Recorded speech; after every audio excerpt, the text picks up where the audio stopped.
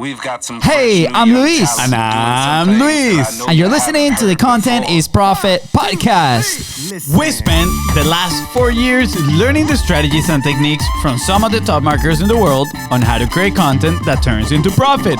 And today, we're bringing them to you so you can take action immediately and start creating real content momentum. If you'd like to learn more about how to turn your content into profit, go to contentisprofit.com. Oh, yeah. The first time that we saw our guest was in the food line for a social media marketing event, right? He was one of the keynote speakers, but we had no idea. He was very nice and shared incredible value with us in those 15 minutes. We knew then that we had to pay attention to what he was saying. That's right. Soon, we found out he was a major MVP in marketing and business. He has been on consistent growth for the last 20 years. Whoa. That's super impressive.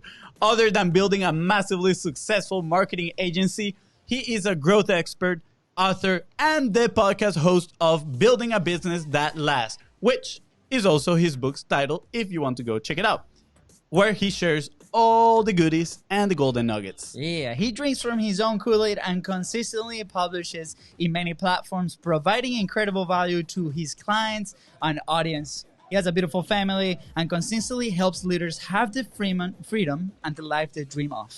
That's right, guys. Today, introducing the local celebrity, business growth specialist, family man, relentless publisher, and most importantly, Florida's #1 fan, Mr. J. Owen! Oh man, what's up? Jay! Welcome, Jay. So exciting. We're so excited to have you here. Hold on. I think we are missing our audio here. There we go. No, not that one. Not that one. Okay, Jay, so give us like 1 second. This is a beautiful thing about going live. I don't know. Oh, there we go. I think, wait. I can hear you. Can you hear me? Yes, we can hear you now. I think the party was way too loud this time. That was one of the most hyped intros that then like fell off a cliff and now it's coming back up again. There we go. We got it. I know like technology was not on our side today, but that's fine. We've had worse. Hey, that's what we're all about, right? We try to show people that it doesn't matter if mistakes are made, right? We can still keep going. Progress over perfection. That's what I always say. That's right. Love it. Well, Jay, thank you so much for being here with us. We can't wait to start sharing all your secrets and all these years of knowledge and consistent growth that you've had with your business and family and team and everything with our audience. So, who's Jay? Who's Jay Owen? And how do you get to the point that you are now? Guys, I don't know if it matters who I am, but I really care about helping other people in their business. And the bottom line is that getting attention in today's noisy environment is really, really hard. It is just a busy world out there, and especially in the season that we're in now, but really all the time, especially online. How do you get attention and acquire customers? Marketing is confusing and expensive, and a lot of people waste tons of time and money on things that just don't work. And so that's kind of become my passion, is not just marketing, but really business growth strategies to help people figure stuff out and finally grow their business. And I always say, it's not just ideas that I have. I've actually done this stuff. I started this business that I run now when I was 17 years old. Wow. That was 20 years ago. We've grown top and bottom line year over year, every single year for 20 years in a row. That's amazing. I mean, that's impressive only by the fact that like 90% of businesses in the first 5 years, and you have listed 20, but not only that, but completed the feat of pretty much increasing bottom and top line every single year. That is just an amazing feat all by itself, right? So I want to ask you, right, like you started your business at 17. What was that fire inside you? What told you? What led you in the way of entrepreneurship? I've always had that entrepreneurial spirit. I wish I could say that like I had some kind of like grand vision of where we were going to be today when I was that age. I didn't. I just loved technology and nerdy stuff for the most part, which websites were back then. And so I figured out how to build them more just because I was interested in them, and started a business with a friend of mine in high school. Actually, we both kind of worked on it the first year, but it really was more of a hobby than it was a business. I always kind of say like that first year, I think the whole year we did about $5,000 in total revenue, which, when you're 17, $5,000 is a lot of cash. Oh yeah. But this year we'll do several $1 million in total revenue. So it's grown quite a bit over that season. But as far as like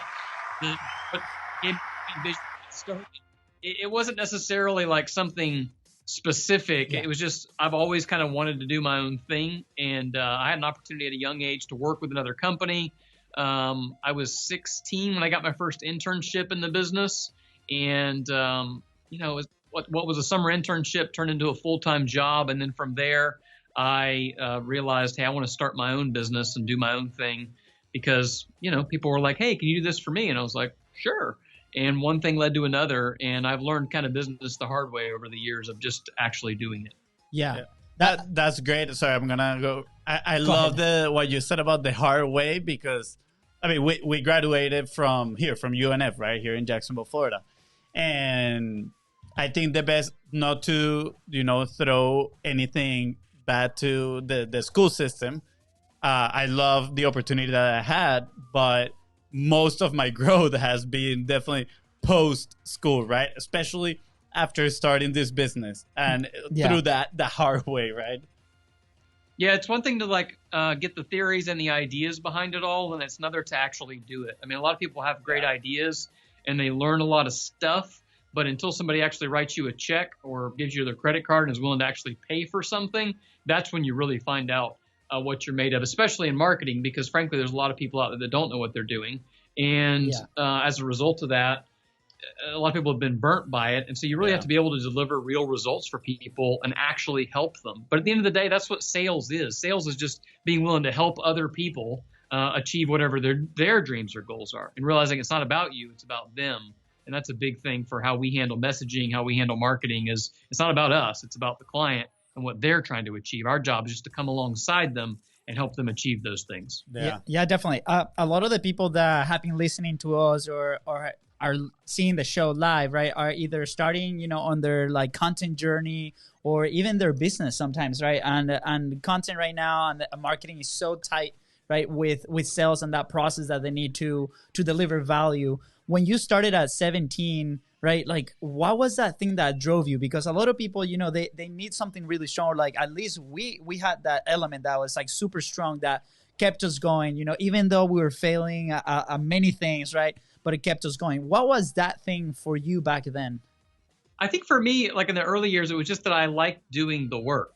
I think at the end of the day, I think you need to want to do what you're actually doing. Yeah. We spend a lot of time working. And so that was one of the big things for me. It didn't feel like work. It felt like I was playing. I was learning how to do new stuff. It was just, another take on a Lego, basically. Building a website was just building a thing, and that was interesting. And so that helped me learn and grow. And it wasn't really about the business per se back then. It was about learning and growing and being able to do new things. And I think that's really important. I always tell this story. I was 22 years old, and I had been in business for a while because I started when I was 17.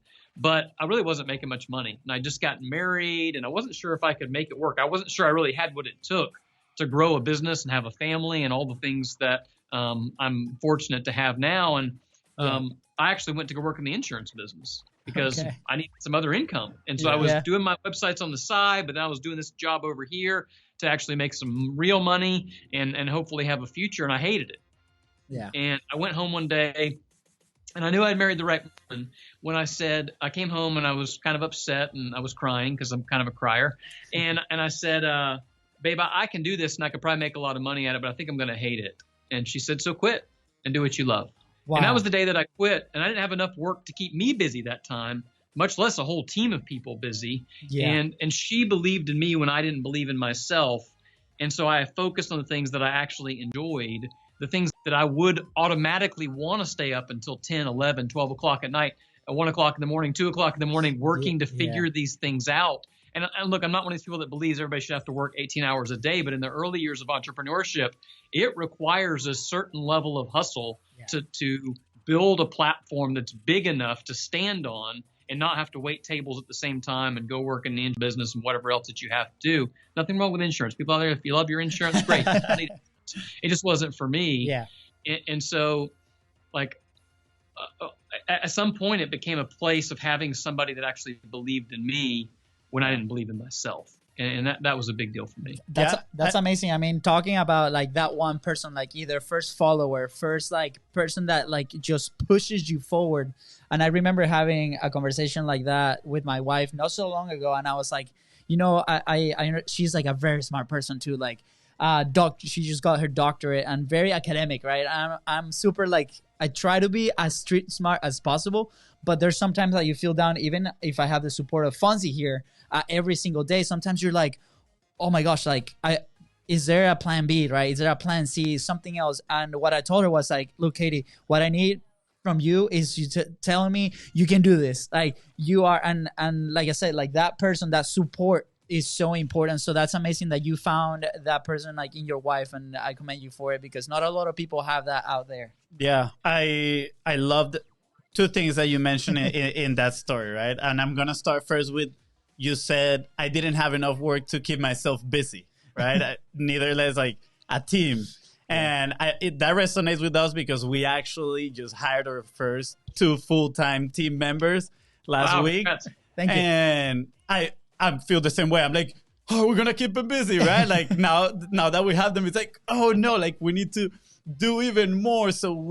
Because now it's a bigger responsibility because now we have to pay them. We have to make sure we have a influx of clients, more work so we can give them, right? Like more responsibilities. And so that's the first thing that it really connected with me. And the other one, which I love, is to talk about desire, right? Because actually not too long ago, do you know who Tom Bilyeu is by any chance? I don't actually. So he was a founder of Quest bars, kind of like a protein bars. Bars, yeah. And I saw a video the other day about him talking about desire, right? That he said most people think desire is this one thing that you always have. You never run out of it. And it's going to fuel you for life. But he says you need to fuel the desire. Because a lot of people, and I'm sure, like, I felt this, right? Like, we're doing something that we love, that we really enjoy doing. But at some points, you feel down, right? You feel defeated. And for us, for example, for me, how I feel that is like talking to my family, right? And seeing, it sounds a little selfish, but when they tell me, like, wow, we're so proud of what you're doing, right? Like, all the growth that we've seen on you. That fuels my desire to like, okay, I want to keep going again, right? And when we talk to our clients and we see that we're properly serving them, I'm like, okay, cool, like that's more desire, right? So how do you fuel that desire, right? Especially in the early stages, and how do you fuel that desire now that you are, a growth expert?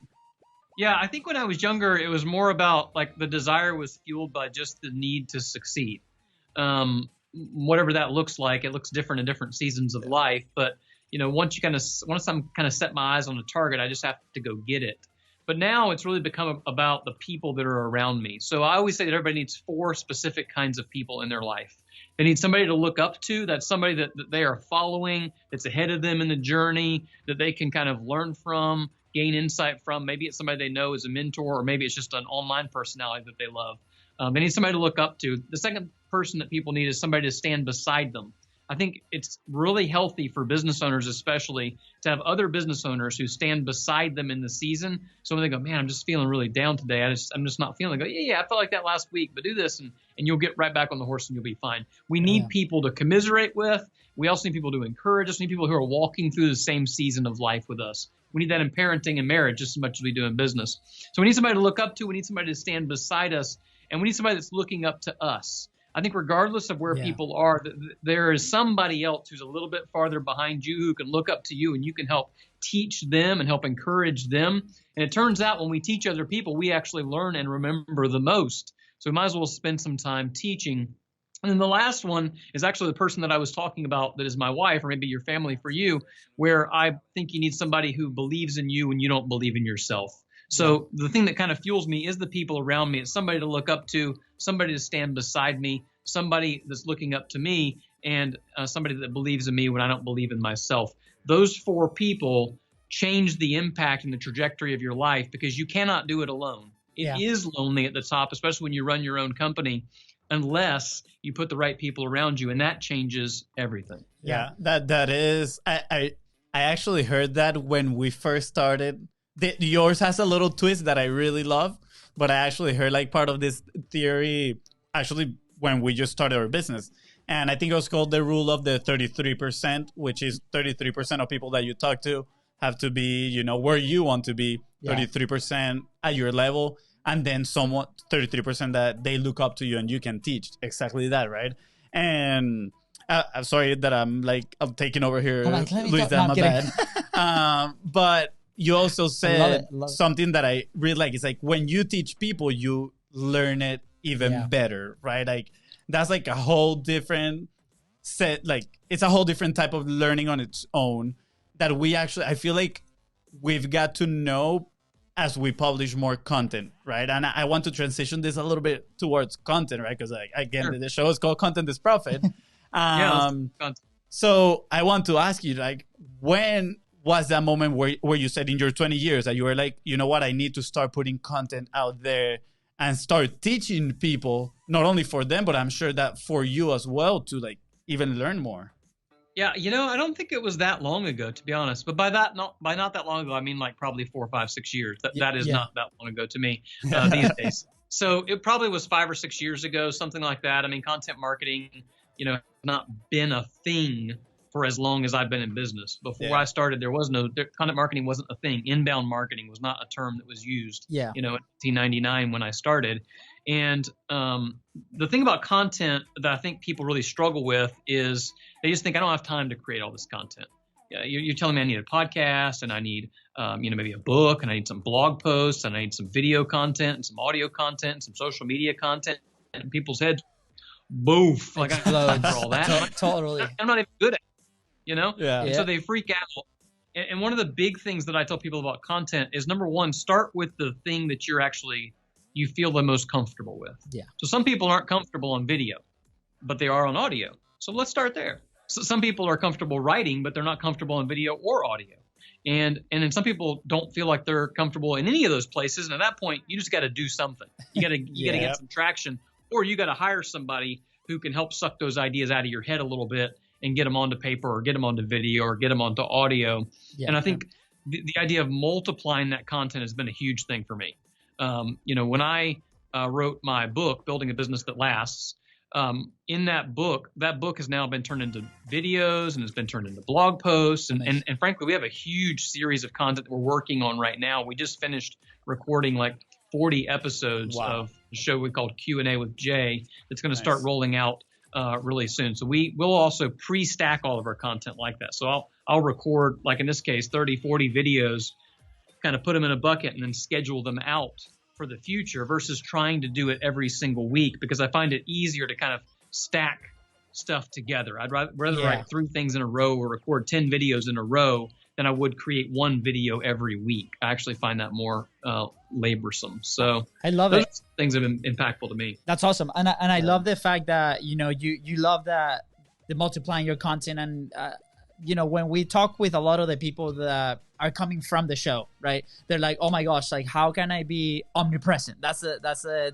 term they use, right? How can I be everywhere, right? And at the end of the day, it comes down to what's your capacity initially to produce that content. If it's only you and you don't have the ability to hire somebody else, what's the time that you have available, right? Like you said, how do you feel more comfortable creating that content? How are you going to have fun creating that content, right? Because at some point it has to be fun too. And like, you know, we've been producing about 20 episodes per month now of this show, and it's because we're having a blast interviewing people like you, learning a ton and sharing these ideas. And from here, these contents multiply. So like you said, you do everything in batch because that's the system that works for you. We do this on a weekly basis, 3 times a week, because it's the system that works for us. So I feel like there's no secret recipe other than that identifying, you know, where is your audience? What do you like to produce? What do you like to talk about? And what do you ultimately want to teach people? Because like you said, you're going to learn more that way, and then you're going to serve more people. So for you, Jay, when you first started publishing, you mentioned you have that book, you have the show. What was like that first thing, or how we like to call it, that minimal viable content that you first started doing? Because I'm assuming by building your business, you had your hands in different things and different elements like a lot of entrepreneurs have, or maybe not. But like, what was that initial pieces of content that you started creating, and like that process that went hand in hand with that? Yeah, I mean, I've always been pretty active on social media in general. And so I think that the content that I produced originally was not planned content. And I think this is where people make a big mistake. They feel like they have to sit down and create all of this content. And sometimes all you really have to do is just share what's on your mind. Like in whatever vertical that you're in whatever space that you're in, just share whatever the thought of the day is. Yeah. And the biggest mistake I think we make sometimes is we think things and then we let them just drift away. And if we would take the things that we think and just write them down, and then you can just share that. I mean, I just would create LinkedIn posts and share them. I would create Facebook posts and share them. A lot of them, a couple sentences here, a couple paragraphs there. But I wasn't sitting down and going, okay, I got to create a blog post today. I got to create a social post today. What's that going to be? Yeah. It was just as I thought of things, I'd write them down. There wasn't a good system to it. There wasn't a good plan to it. And you do enough of those things, and you have enough people go, hey, you know what? You should really write a book. You should take some of this and put it in a book. And I thought for a couple of years, like, yeah, I think that'd be kind of fun, but that sounds like a lot of work. And, you know, I finally went to an event. I was at an Entree Leadership event, which is Dave Ramsey's organization. Loved those people. Yeah. And it was actually Simon Sinek that was talking. And I don't even remember exactly what he was talking about, but he just kind of encouraged me to go do the thing you've been saying that you were thinking about doing. And so I literally wrote the first chapter as I was leaving that event. Amazing. And just put it on Facebook. I was like, hey, I'm writing a book. And I actually got in trouble with that because I didn't tell my wife that I was writing a book. Like, why did I find out on Facebook that you decided that you're writing a book? And I was like, I don't know. Because as soon as I felt like I had that desire to get it done, I needed to like make it public. But as soon as I made it public, then people are going to be asking like, hey, you said you were going to write a book. Where's it at? Like, it's a commitment now once you put it out there. It's accountability. That's right. Yeah. I love it. Imagine the level of commitment, not just with your wife and yourself, but with your team, right? Like they're now, oh my gosh, like, is he really doing this? Wow. And now you have to deliver. Amazing. Yeah. Of just pushing things out on social probably before they should be. So there's that. I mean, that accountability factor is huge. And I mean, that has been actually a big part of, I guess, like our growth as of right now. We actually did a challenge that we invite everybody that's watching to do it. We call it the 45 Live, and announce that you go 45 days in a row live on Facebook, right? So it gets to a point where you are like, what am I going to say, right? And you cannot sit down and start planning. You're going to go crazy. And that's actually one of our favorite ways to create content. It's what you just said, like share what's in your mind.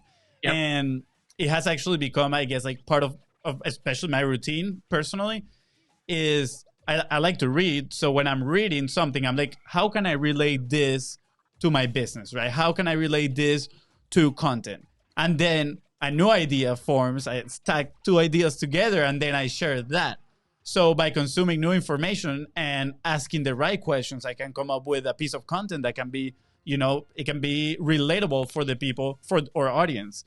And the other thing that I love is that you were talking about people finding what they're good at and start doing that, right? Because I think that ties perfect to what you said at the beginning, that you said progress over perfection.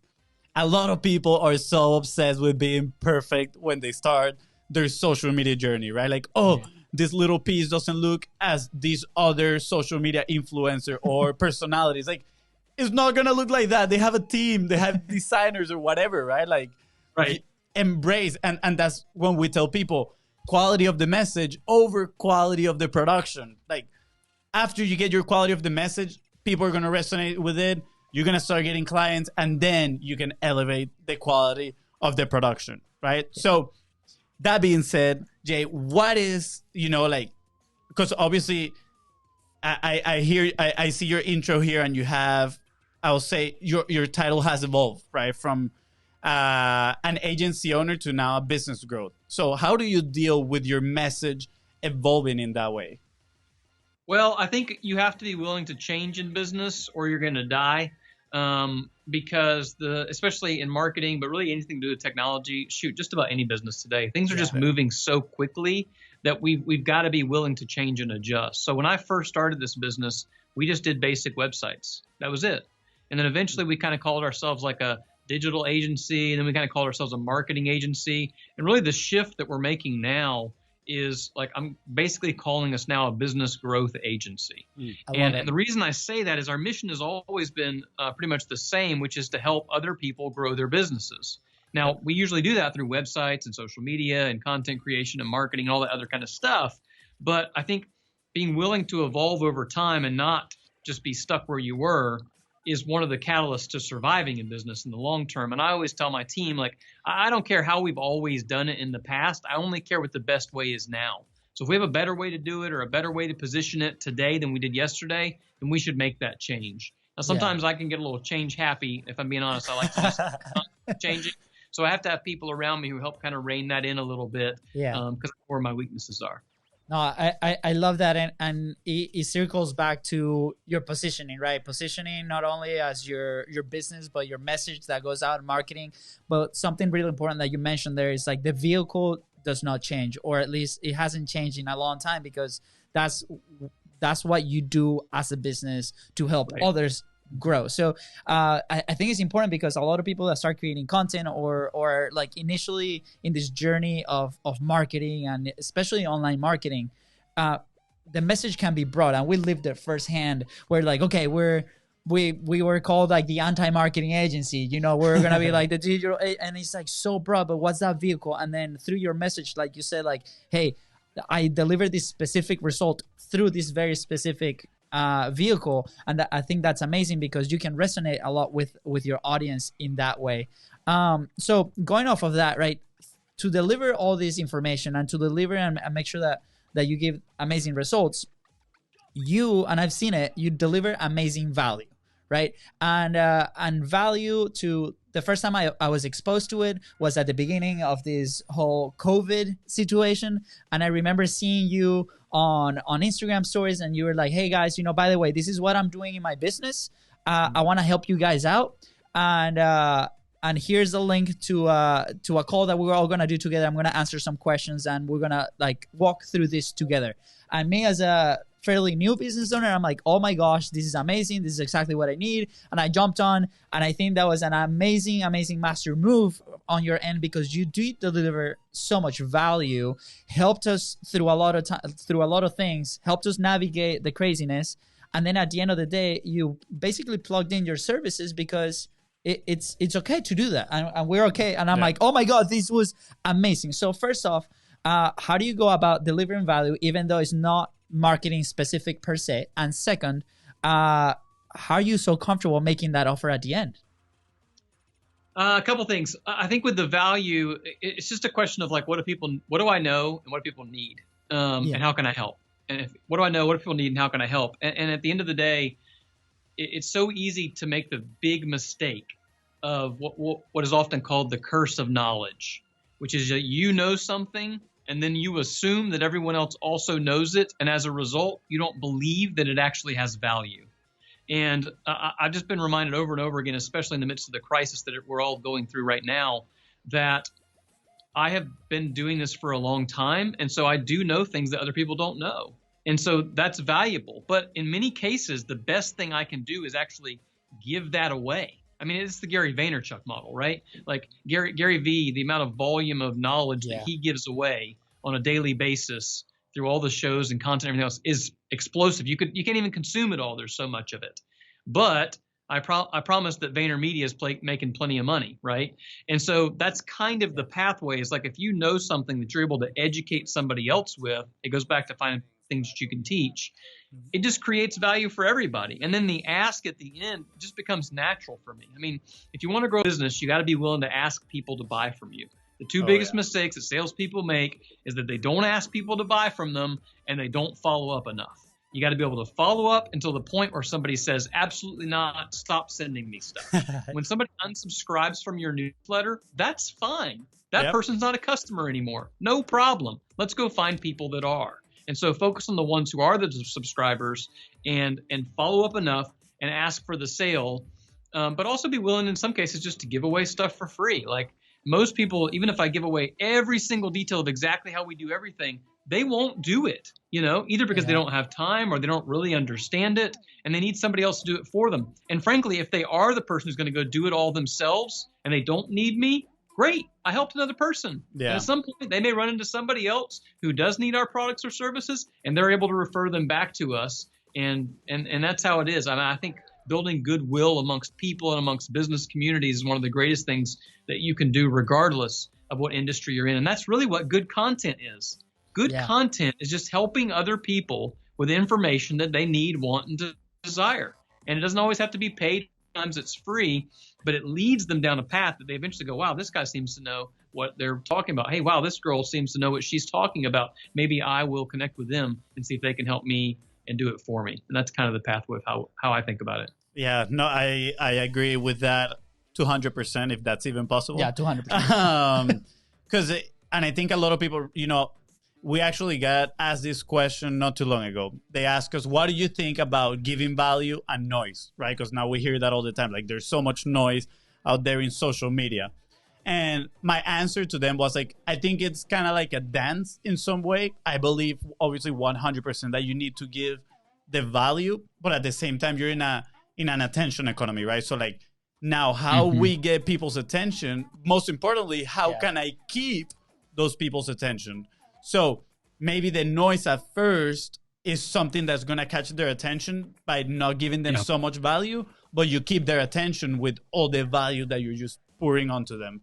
So the other thing I think is really important in that, though, too, and this is what people usually miss out on, especially as it relates to content, is just consistency. Like, you'll just be consistent with whatever the cadence is that you've established. I don't care if it's one blog post a month or one a week or a video a day or whatever it is.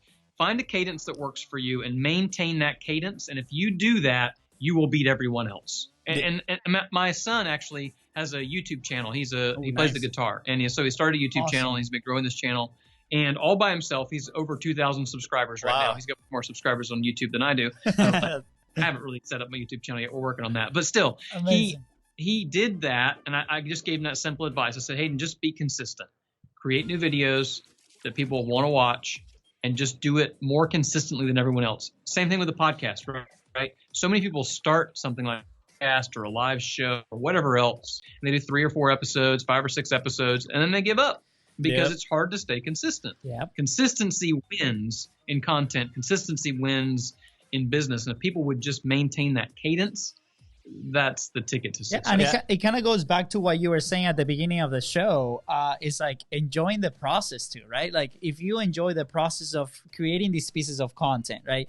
Just like we're doing, like the reason we have a live show is because we have a blast doing it, and we don't mind doing it consistently over a period of time. The reason that you create content the way that you do it is because you enjoy doing it that way. So I feel it's amazing, because exactly that's one of the things that we talk about. Like, we talk about content with a couple pillars, right? The consistency and the frequency. And then after that, you add that value and the points of contact and so on. And how do you multiply that content? But it has to start with a place of consistency, because if that's not there, everything else falls apart. So thank you for like bringing that up to speed with everybody, because it's such an important point that a lot of people miss.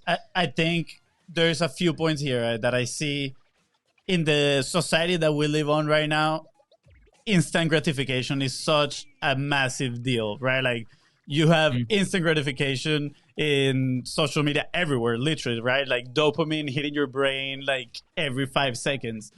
So people are expecting to post a video and then literally just watch the like count. Like, okay, how many people are liking this and watch? It's like, no, it doesn't work like that, right? Like, that's why consistency is such an important point. And with that, I want to tie it up to, so people can get their idea in their heads. And actually, I didn't come up with this. I read it from a book. It's called Barking Up the Wrong Tree, for those that want to read it. But the book says that extroverts get more lucky than introverts, right? And then he goes and does a research behind this statement. And the only reason is because they're more consistent, putting themselves out there, so they get presented with more opportunities, right? So if we relate this to content, by being consistent, right? Let's put it in the context of business, right? We are being more consistent. We're putting ourselves out there more. We're going to get more opportunities to present that ask, therefore get more business and grow. So I think when people finally catch that idea, instead of let me put one video and see all my likes and whatever spike, but it's like, hey, it's a long-term game. The gratification is going to come, but only if you stay consistent throughout the whole strategy. Yeah, I mean, not to bring him up again, but same thing. I mean, that's the Gary Vee story, right? When you go back and look at Wine Library TV when he first started that series on YouTube, I mean, nobody watched it when he first started it. Yeah. Another episode, another episode, another episode. And there's even another video where he like shows this over time, where it's like episode 100, and he's like finally starting to get traction, after hundreds of episodes. And most people just don't have the endurance to do it. But one of the things that you mentioned a minute ago that I think is really important too, and you've kind of referenced a little bit a couple times, is that you might do things a certain way and I might do them a different way, and that's okay. I always say, as a matter of fact, one of the chapters in the book is ignore the system but have a system. Like, just because you want to record yours every week and I want to record 6 at a time and then release them for the next 6 weeks, it doesn't make a difference as long as we both have a plan and we have a consistent strategy that works for us. Because what works for me in my season of life might be different than what works for you in your season of life. And that's totally okay. It's okay with content creation. It's okay with business growth. But you need to have a plan and not just be flailing out there and just randomly, being haphazard with it, because it's not going to have the same kind of success that consistency will, regardless of how you map that out for your own life. Amazing. I love it. And with all this, I want to kind of transition into the growth side of things, right? Because right now you guys are positioned as growth specialists, and I think it's wonderful through the vehicle that you guys are doing it. But tell us a little bit, like, how, like, over 20 years, I feel like this is such a big thing. Over 20 years, year after year after year, like, what are some of the key lessons maybe or key things that you continuously look forward to achieve that result? Because that's not easy to do. You go and look at other companies and they go back and forth, up and down, right? Maybe they have a stage where like they just like stagnate for a while, right? So how have you been able to implement things that you've learned or discovered along the way to continue that growth? Sheer random luck. No, I'm just kidding. I'm like, yes. No, it's not, unfortunately. I think one of the biggest things for me is that I'm ultra competitive with myself. And so I think the biggest mistake that a lot of entrepreneurs make is they spend so much time worrying about what everybody else is doing. The number of people that I have that we have to help along the way that are so obsessed with their competition, those people often don't do very well. The ones who I find that have done the best and last the longest operate under a mentality where they just want to be better than themselves. So like the only number that I care about beating this year is my number from last year. And it may not be total revenue, maybe some other metric that we're tracking. Yeah. But that's how I've gotten better every year. I just go, hey, what did we do last year? How do we beat that? Like, what has to be true for us to beat ourselves from last year? How do we get better than we were last year? How do we make progress towards just being better? It doesn't have to be better by a certain percentage every year either. Some years it was up by a couple of percent. Some it was up by 100%, not as much anymore. 100% would be really hard now. And so what happens is my focus on how do I get better, number one, especially now as a leader, how do I personally get better so that I can help my team get better? Yeah. And then how do we as a company get better so we can be better than we were last year, so we can keep helping people that we help and help more in the future? That's all there is to it. Like, that's how my goal setting works. So whatever month it is right now, I just want to beat this month from last year. That's it. That's how we operate. I think it's wonderful. Every single year, it turns out you grow. I think it's wonderful that you talk like that, because it's not a tactic. Everybody, sometimes they're like, and with businesses and with content, everybody's like, show me like the tactic, the nitty gritty, like the things. Like, it doesn't matter. It might help, but at the end of the day, is about that big picture. Questions invite revelations. The principles. And it's like, how can I become better than myself from last year, right? And I found that that's amazing. I love it. Yeah, I mean, over and over this conversation, I've noticed that you've mentioned, like, I'm competitive with myself, like that inward look and reflection. And I think this last year especially is when with the people that we've interviewed, the people that we've met, and my personal self-growth that I've noticed this last year, one of the things that I've noticed is that entrepreneurship is kind of like just a fight between yourself, kind of like, no, you cannot think like that anymore. Yeah. This is the right way. Like, now I'm coming from a place of service, but not only that, I'm coming from a competitive place where I'm looking to grow internally, and you eventually stop thinking about what other people might think. right? Like, I think that you just mentioned that, and that was such a big holdup for us. I spent 3 years knowing that I had to create content, and I didn't do it because I was like, oh, what my friends are gonna say. Who cares what my friends are gonna say, right? Like, if they're your friends, they're gonna support you. So, I mean, finally, we're like, it doesn't matter. Let's go, and now we're here. We're just having a blast. We're just having a blast. But it took me 3 years, right? And I really hope people that are watching this or listening this in podcasts, like, if you can take one thing out of this, is that, like, you can't care what other people think. You just gotta start. You just got to start. Like, stop talking about it and do something. And literally, if you can just take the one next step towards, like, wherever you want to go, just one step. And so many times people are so worried about, like, how do I get to the end? I'm like, I don't know. What's the one next step that you need to take to move yourself closer to it? And if you just do that, and if you just do that every day, before you know it, you're at the finish line going, wow, here I am. And then once you get to the finish line, you set a new finish line. And that's how it works. That's what entrepreneurship is. That's right. Like, we've been blinded so much by looking so far away where we cannot even see what's up there, right? When you have one immediate problem, solve that immediate problem and then move on to the next one, just like you said, right? So talking about immediate problems, what is your next move, Jay? Gosh, I don't think I can tell you that. It's top secret, you know? I'm just kidding. You have to kill me.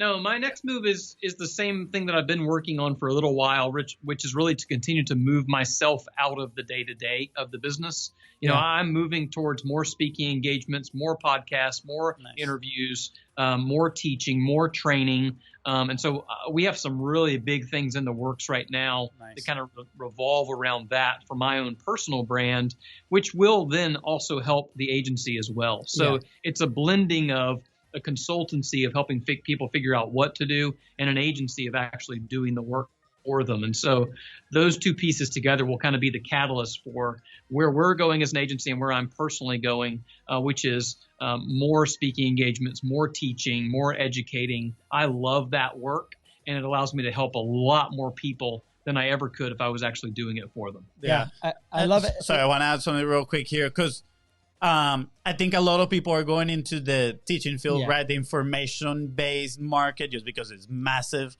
and it's projected to grow to like billions of dollars per day, something like that, crazy. And I just want to give a word of caution to some people, because some people are like, yeah, I'm going to go and teach something immediately, right? And something that I've noticed about you is that you are constantly in workshops. Not long ago, you were in a workshop of Story Brand, right? You just mentioned that you were in entry leadership with Simon Sinek, right? Like, what entrepreneur doesn't know Simon Sinek? So I think it's like my brother said in the intro, right? Like, you drink your own Kool-Aid. You go to these events. You are always learning. You have walked the path, and now you're turning around and it's like, okay, from this place of service is my time to give to everybody else and teach them and help them grow. And again, just coming from an honest place of service. But I wanted to get that warning to people so they are not like, oh, everybody can like jump in here. I think it's really important too to think about, like, you know, I do believe that whatever level that you're at, there's somebody else that you can teach. But the higher the level that you're at, and the more proof that you have of your experience, the more authority that you have to do it with. So, you know, if all you did was play baseball when you were in middle school, you only have so much credence to run a baseball clinic. But if you played in the major leagues, you have a lot of credence to run a baseball clinic, right? And so to me, not to toot my own horn, but like, after having 20 years of growth success and actually building a multi-million-dollar business, that gives me the credence to teach other people how to do the same. And it's not just about business growth for me either. It's about life as a whole. Like, I've got 5 kids at home who range from 7 years old to 15 years old. And I have a wife who I want to stay married to my entire life. And, you know, those dynamics of work and life and everything else kind of blended together are a big passion of mine too. But I'm not a 22-year-old who's never had children trying to teach on parenting. That's a mistake. If you're 22, never had children, and you're trying to teach someone else how to parent, you probably shouldn't do that because you read it on the internet, right? But we all have some things that we could teach and some areas we can help other people grow. But look, if you want to teach, sometimes the best thing you do is go out there and actually do the work first and prove that you know how to do it before you start trying to teach it. Yeah. I think that's where people miss the mark big time, right? Recently I was reading this book, Digital Millionaire, I believe, by Dan Henry, and he's like, his whole thing is like teaching people how to do things right from their level of expertise. So like you said, that baseball player that taught baseball or that played high school, he can turn around and teach like smaller kids, right? But you have to be in accordance with that message. And sometimes as an online entrepreneur or whatnot, we miss the mark on identifying that. I remember like us when we first started was the same way, right? Okay, how can we generate cash immediately? Like we started with a service for a reason, because it can generate cash very quickly, so we can turn around and execute and continue to do it. But then we quickly identify that, okay, maybe teaching is not the way. We're not consultants. We're like two kids, right? That we need to actually execute this. And we have wonderful people, wonderful business partners that came on board with what we had to offer and gave us the opportunity to execute as a service. And now we have this little thing of results that then we can turn around. I'm like, hey, if you have this specific problem, we can now help you solve that problem. But I still think that we're not quite there, even with the solutions that we created. So that's why we continue with the service and continue to instruct ourselves. And it's amazing that people like you, that with 20 plus years of experience, is now turning around and be like, hey, this is my calling. This is what I want to do. So that's super good. It's super great. I think is part of the journey is leverage. Again, we heard it from one of our coaches, actually. He said, like, marketing is a leverage game, right? So it's kind of, you go step by step, leveraging those results and growing slowly by slowly. And what you said, it totally relates to the 4 type of people that, that everybody must have in their lives. Because again, you said the bottom 33% is, or in this case would be 25%, is those people that you can teach, that they look up to you, right? So I guess those are people indeed that we can look back to and say that, hey, I walk where you're walking right now, so I can teach you this. So that being said, I have a question for you about, there's this saying, fake it till you make it, right? I personally do not agree with that. What are your thoughts around that? I think it depends. I think that at the end of the day, like, you just have to go do work. And I think that there's a big problem with a lot of entrepreneurs that some people refer to as the imposter syndrome. And it's the feeling that I'm really not good enough to do these things yet, or I'm really not good enough to teach these things or talk about these things or whatever. And the issue is that feeling can happen for anyone at any level. So I still feel like that sometimes, where I'm like, even when I started writing the book, there's that little like devil that's sitting on your shoulder going, you shouldn't be writing a book. Who's going to read this? Who cares what you think? You're not even that good. Have you seen these problems that you're still dealing with in your company? You haven't even fixed those things yet. Why are you trying to help other people? Yeah. And so there's that negative voice that can come inside you and tell you you're not good enough. And especially people that are personality types like me, and that's dangerous. And so, I don't necessarily believe in like fake it till you make it, especially if somebody's paying you for it. But there have been plenty of times where somebody signed a contract where I'm not 100% sure exactly how to do some of those things in that agreement. And I go, what I am 100% sure of is that I'm willing to put in the work to figure it out and get it right, so that they're happy with the end product. That's all that really matters. Yeah. And so, I do think, especially when it comes to content creation, the bigger mistake than fake it till you make it is waiting till it's perfect to actually launch anything. And sometimes you just need to hit the button and start recording. Yeah. Progress over perfection. That's right. That's going to be our new motto here too. Thank you. I love it, Jay. So to start wrapping things up, we always leave the audience with some action points, right? So, we talked everything from how do you started that business to start growing to content to fake it till you make it, right? What is like that one thing maybe that you want to leave the audience with? Like, if the background is, they're entrepreneurs, they're content creators, they're starting, to grow that business. What's like one lesson that you want to share with them? I think the biggest thing for me is being consistent with feeding back into yourself. It's easy to be pouring yourself out into so many other places. And we live in a world where there's so much good knowledge out there. Like, find the way that you learn best and have dedicated time in your schedule to actually learn. For me, I'm a very slow reader. but there's so much value in books. I'm like, man, like I'm really struggling with this. But now audiobooks are a big thing for me. So Nice. I love audiobooks. I consume them all the time. And there's so much value and knowledge there. I have found that I have to pour back into myself for me to be able to pour out into others. And one last thing as it relates to that exact same topic is that's true when it comes to health and sleep and everything else too. I think there's a fallacy in the entrepreneurial world that like you can't sleep if you want to be successful. That's just not true. Like I need a full night's sleep. That's just how I operate. Okay. I need like a solid 7 or 8 hours. I cannot survive on 4 hours a night. Some people can. Good for you. That's not me. Digital high five. Yeah. That's right. I need a full night's sleep to be successful, and that's okay. And I've built a business for 20 years doing that kinds of thing. You got to find ways that you have to take care of your own health, your own mind, your own spirit. It's not just about making money. Money's fun. Everybody wants to make more of it, but it's not just about the money. It's about the people around you. It's about your mind. It's about your spirit. It's about your body.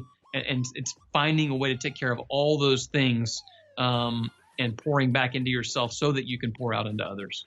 That's amazing. Thank you so much, Jay. For those watching or listening, remember, pour back into yourself. I agree again 200% with that. I've experienced that. Actually, not like this past month. I've been like trying to deliberately take more time for myself, and it's incredible how you can feel it like that. The changes as soon as you step in the office, you're like a whole new machine. Yeah. So thank you so much for leaving us with that tip. Jay, how can people find you? How can we learn more about you? Yeah, absolutely. All of my links to all the things that I do are on my website at jayowenlive.com. So JAYOWEN live.com. All my links are on there. And if you want to grab a copy of my book, you can get it. Just cover the cover shipping and handling. Go to getjaysbook.com and you can get a copy of that today. Awesome, Jay. Well, thank you so much for being with us. Do not disconnect because we got 2 minutes with you offline. But with that being said, guys, thank you so much for tuning in on the live feed, on the podcast episode. And please do not forget to subscribe. Hit that smash subscribe button. Oh, man, it's Monday. Let's get rolling. All right. Let's go. Remember to follow us on social media at BizRosco and go find Jay and say hi in his social media. Jay Owen. All right, guys. Thank you so much. Awesome. We're still on Facebook. We're still on Facebook Live, Jay. Thank you so much again for being on the show. Yeah, absolutely. I enjoyed it. Thanks for having me. Of course, of course. So, looks like we don't have any questions, and we're just going to say bye to the Facebook audience because we want to be respectful of your time. So, bye, Facebook. Thank you so much, and we will see you on Wednesday. Who do we got on Wednesday? Wednesday, we got Austin.